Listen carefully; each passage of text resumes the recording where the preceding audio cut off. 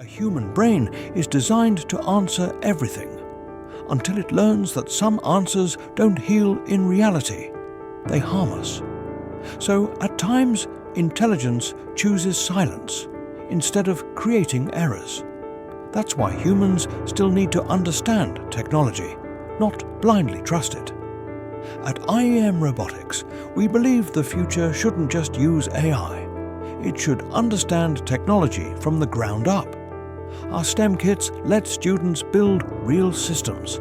A laser security alarm, a gas leakage detector using the MQ2 sensor, and a safe Tesla coil to explore high voltage energy.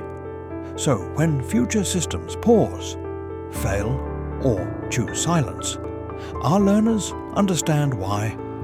Don't just give kids solutions. Teach them how solutions are engineered.